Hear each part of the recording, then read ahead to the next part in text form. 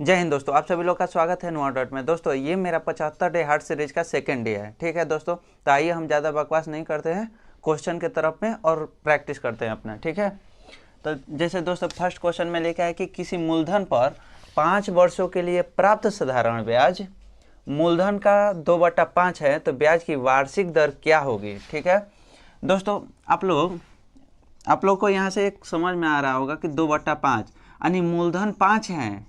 ये अगर मूलधन 5 है तो ब्याज इसका 2 है। ठीक है, और आप लोग एक फार्मूला पढ़े होंगे, S I equal to P गुणा आर गुणा टी बटा 100। हम लोग का टाइम भी दिया हुआ है 5 वर्ष, तो यहाँ पर रख देंगे। सी आई हम लोग एस आई हम लोग का 2 हो गया, यहाँ पर हो जाएगा 5 गुणे आर का वैल्यू पूछ रहा है, टी 5 दिया हुआ है बट्टा 100। तो यहाँ से आर को इधर ले जाए, 100 को इधर ले जाएंगे तो 2 गुणा 100 बट्टे 5 गुणे 5। ठीक है, इधर 25 चौके 100, आर इक्वल टू 8% आ जाएगा। ठीक है, तो इसमें ऑप्शन नंबर सी हो जाएगा। दोस्तों क्वेश्चन नंबर 2 बोल रहा है कि किसी संख्या के 20% का 25% 250 के बराबर है, उस संख्या का 35% क्या होगा। दोस्तों एक तो इसको ऑप्शन से भी एलिमिनेट कर सकते हैं, जैसे 7 से कटने वाला वो संख्या होगा। ठीक है, तब देख लेते हैं पहले ऑप्शन से।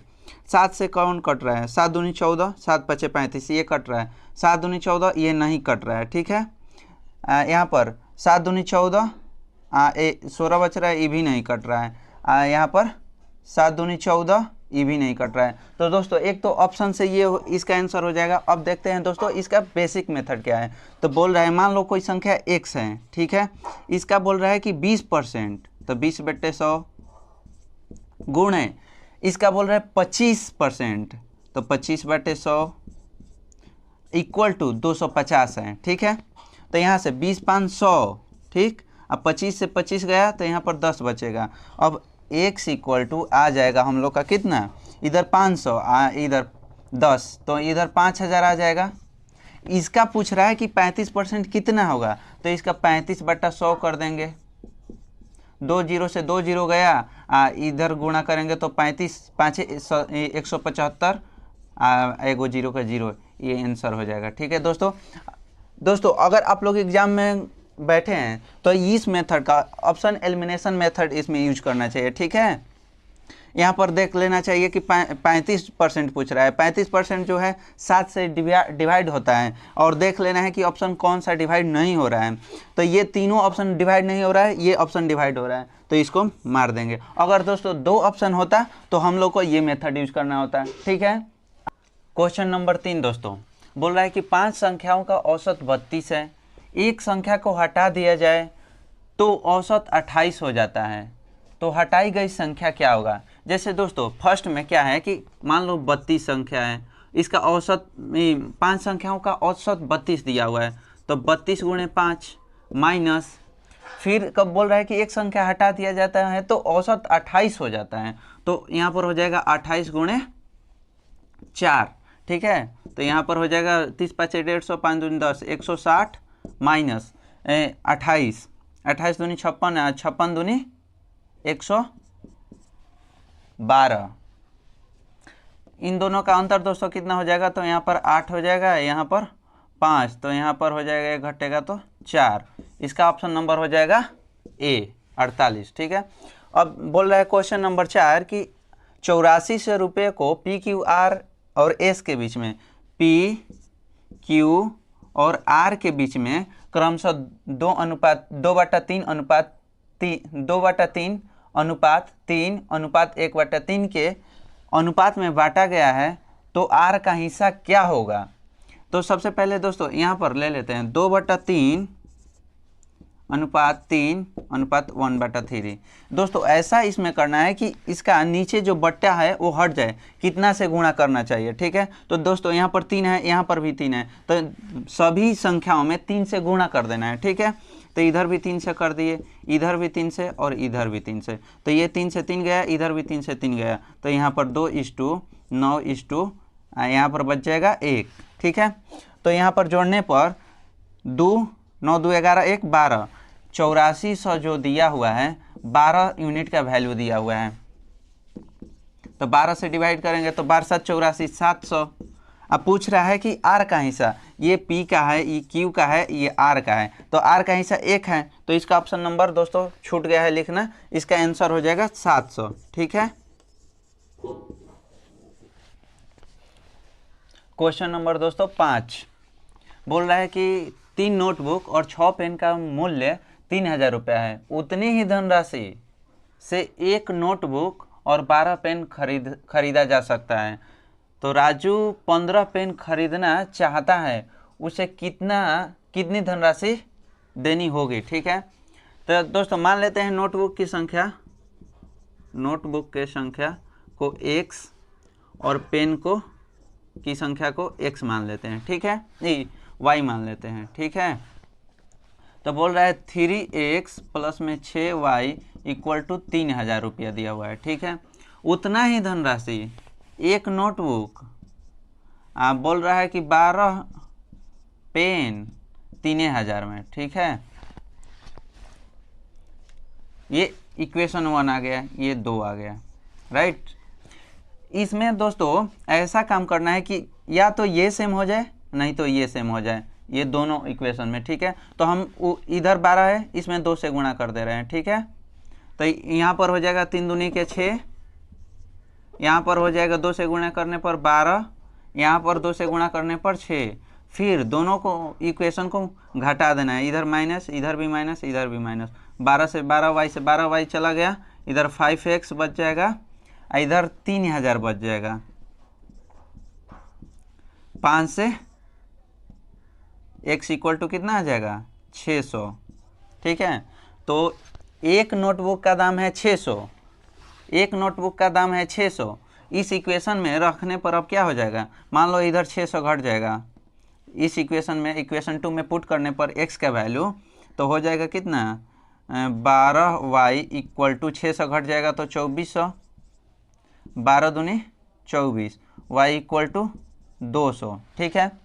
पूछ रहा है कि राजू को 15 पेन खरीदना है, तो एक पेन का कीमत है 200, तो 15 पेन का कीमत कितना हो जाएगा, तो 15 गुणे 200 इक्वल टू 3000। ठीक है। तो इसको ऑप्शन नंबर ए हो जाएगा। ठीक है। क्वेश्चन नंबर अगला है 0.1 का होल स्क्वायर प्लस 0.01 का होल स्क्वायर। तो इधर इसमें क्या करेंगे कि इसको 1/10 लिख देंगे, फिर होल स्क्वायर प्लस, फिर इसको भी 1/100 लिख देंगे होल स्क्वायर। ठीक है। इधर इसको करने पर 1/100 हो जाएगा, प्लस इसको करने पर 1 कितना 4 गो 0 हो जाएगा। ठीक है। इन दोनों को जोड़ेंगे, तो मान लो नीचे एलसीएम ले लिया जाए,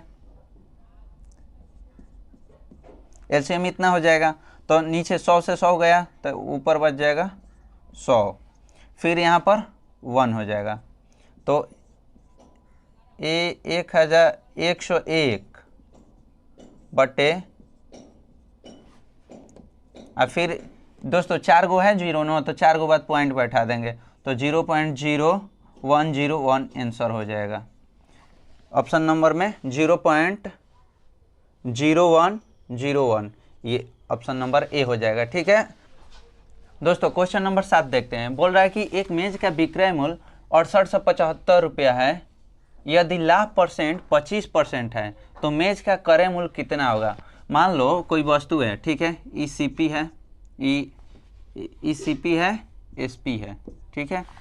बोल रहा है कि 25% का लाभ होता है, तब इसका फ्रैक्शन कितना हो जाएगा 25/100, तो 25 चौके 1/4। ठीक है। तो बोल रहा है कि 4 के वस्तु को 1 रुपया अधिक में बेचा जाता है। 4 रुपया की वस्तु है 1 रुपये अधिक, यानी 4 के वस्तु को 5 में बेचा जाता है, और इसी 5 यूनिट का वैल्यू दिया हुआ है 6875। तो पूछ रहा है कि 4 यूनिट का वैल्यू कितना हो जाएगा, तो 5 से कटाइएगा तो 1, अब 5 3 15, 5 एक बार में यहाँ पर 18, 5 3 15, 3 5 7 35, 50 25, फिर इसको 4 से गुणा कर देंगे, ठीक है। तो 4 गुणे 1375, 13 चौके 52, 75 दूनी 1.5 दूनी 300, अब 52 3 5500, इसका आंसर हो जाएगा, ठीक है। इसका ऑप्शन नंबर ए हो जाएगा। बोल रहा है कि 8 नंबर क्वेश्चन में किसी वस्तु का अंकित मूल्य क्रय मूल्य से 60% अधिक है, यदि 20% की छूट दी जाए तो लाभ परसेंट क्या होगा। बोल रहा है मान लो कोई वस्तु है, मान लो ये सीपी है, ये एसपी है। सीपी बोल रहा है कि 100 है, एमपी बोल रहा है कि 60%, इसके मूल्य के 60% ज़्यादा अंकित किया जाता है, यानी इसका 60% कितना हो जाएगा, 60 हो जाएगा। तो बोल रहा है कि 160 अंकित किया गया, ठीक है।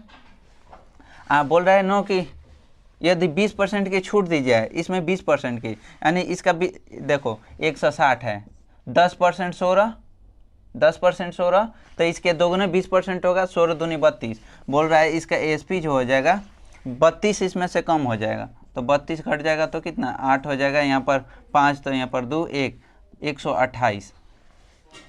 सीपी 100, एसपी 128, तो कितने प्रतिशत का लाभ, तो यहाँ पर हो जाएगा 28/100 गुणे 100। इतना भी करने का ज़रूरत नहीं था क्योंकि यहाँ पर 100 था, तो 100 से 100 गया, 28% का लाभ। इसका ऑप्शन नंबर हो जाएगा सी, ठीक है।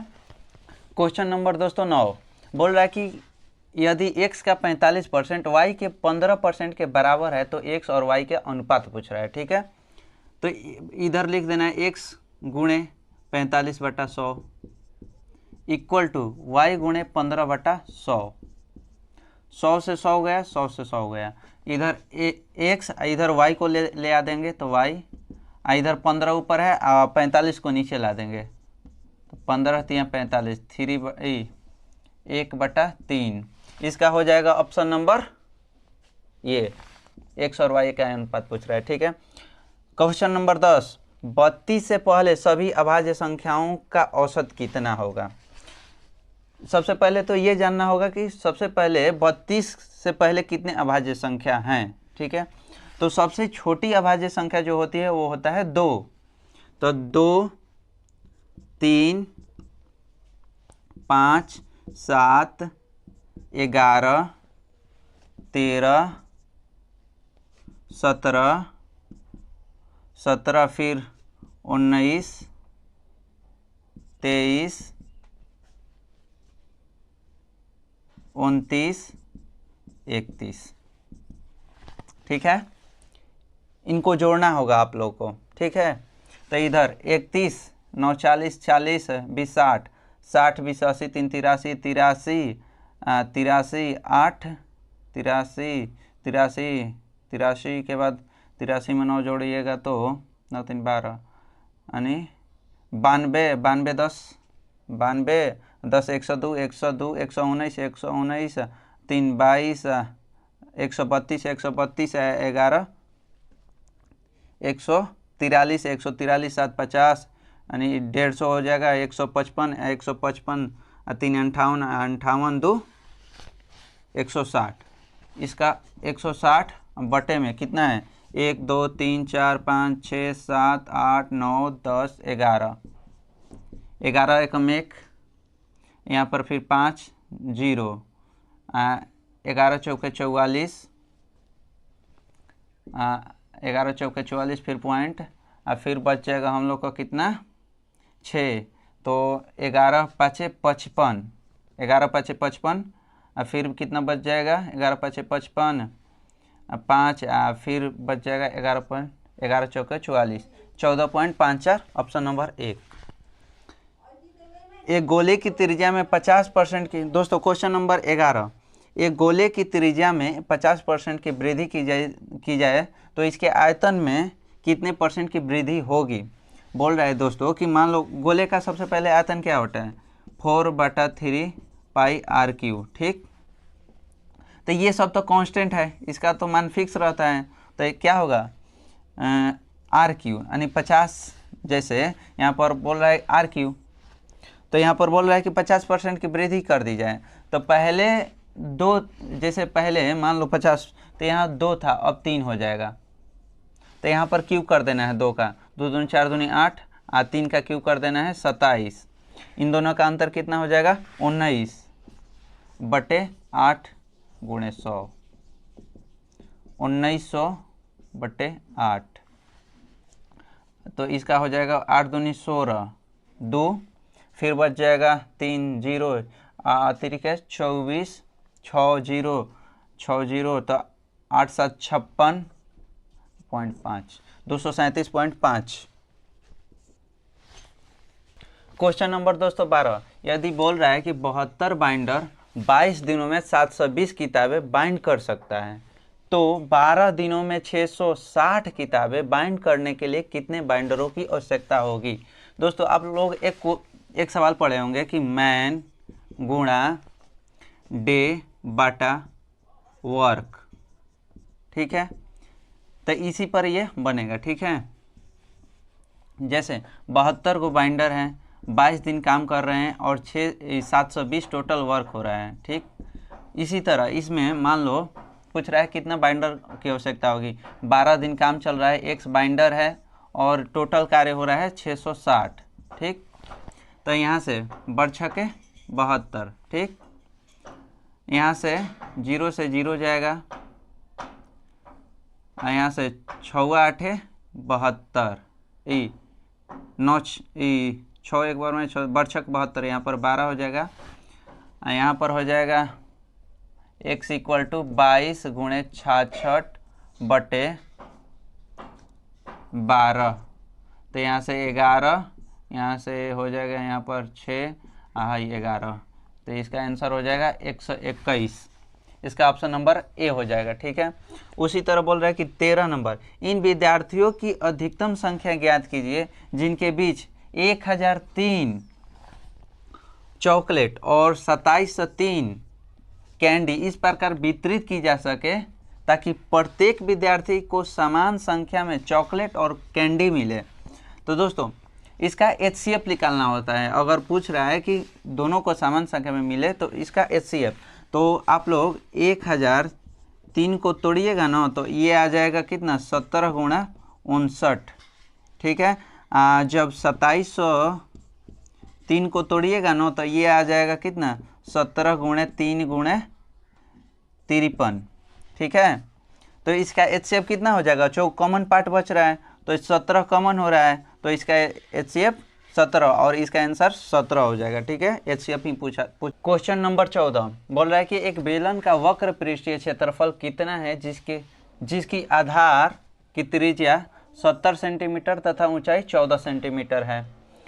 तो बेलन का वक्र पृष्ठीय क्षेत्रफल क्या होता है 2πRh, ठीक है।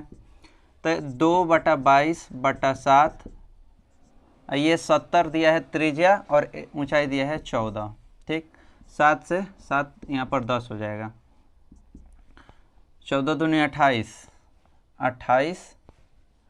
14 दूनी 28 गुणे 22 गुणे 10, 28 दूनी 56, 56, 6 6 5 11 6, इतना, ये हो जाएगा 61 60 आंसर।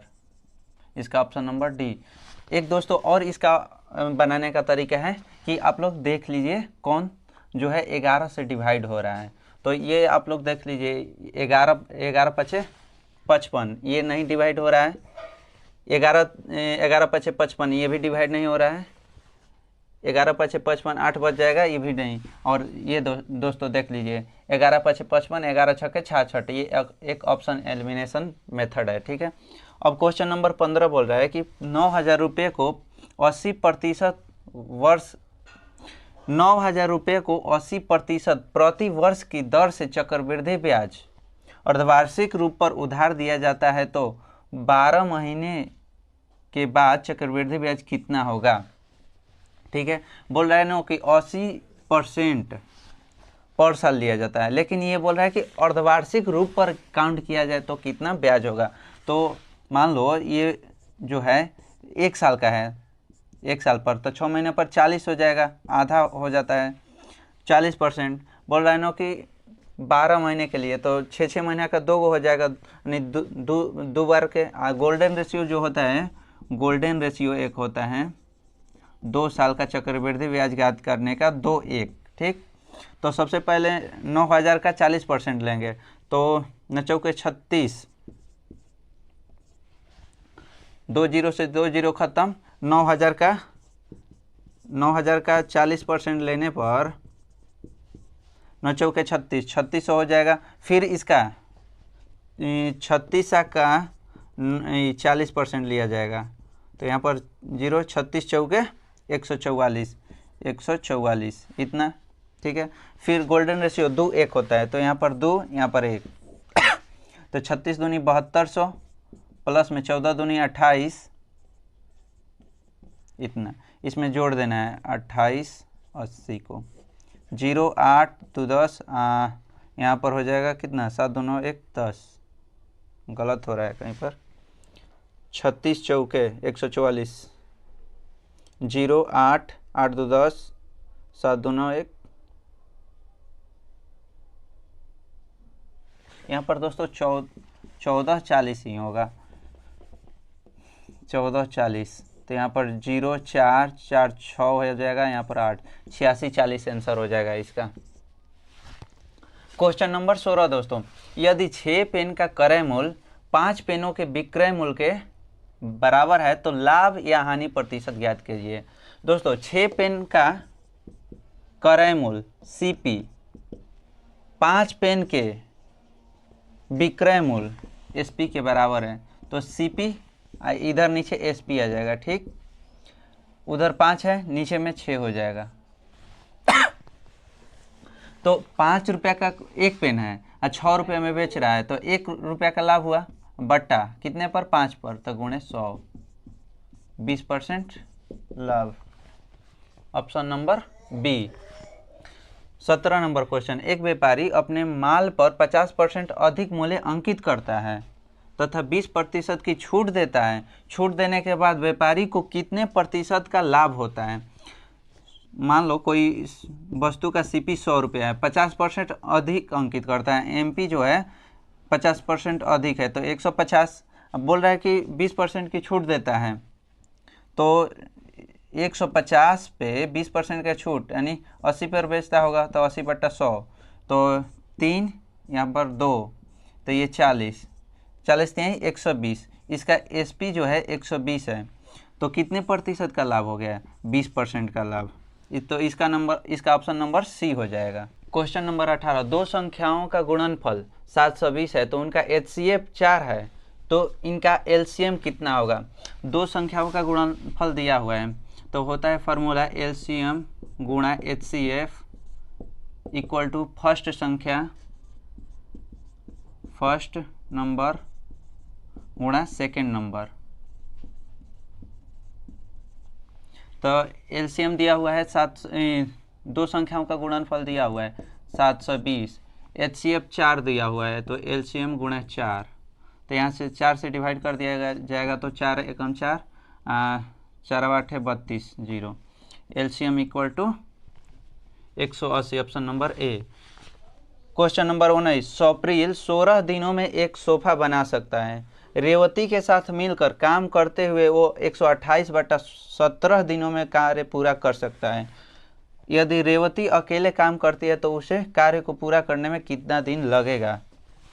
स्वप्रिल जौन है वो 16 दिनों में कार्य पूरा कर रहा है। स्वप्रिल प्लस में रेवती कार्य को 128/17 LCM लिया जाएगा, 128 LCM हो जाएगा, तो 16 8 28, यहाँ पर हो जाएगा 17, इसको डिवाइड किया जाएगा तो 128 से और 17 ऊपर चला जाएगा, तो रेवती का जो इफ़िशियंसी आ जाएगा वो इस 17 में से 8 जाएगा तो 9 8, तो रेवती इस कार्य को 128 यूनिट टोटल कार्य है, इसका इफ़िशियंसी 9 है, तो 128/9 दिनों में पूरा कर सकती है, ऑप्शन नंबर 1। दोस्तों ये आज का आखिरी क्वेश्चन है, 20 नंबर आप लोग का होमवर्क है, घर से बना कर आना है, ठीक है। बोल रहा है 384 मीटर लंबी एक रेलगाड़ी एक बिजली के खंभे को 125 सेकंड में पार करती है तथा विपरीत दिशा में चल रही दूसरी समान लंबाई की रेलगाड़ी को भी 12 सेकंड में पार करती है। दूसरी रेलगाड़ी की लंबाई कितनी होगी। ये दोस्तों ऑप्शन रहा, आप लोग का जो भी आंसर आएगा कमेंट सेक्शन में बता देना। दोस्तों फिर मिलते हैं हम लोग डे 3 में। Thanks for watching. Like share and subscribe कर देना, ठीक है दोस्तों, अगर आप सभी लोग को अच्छा लगता है तो।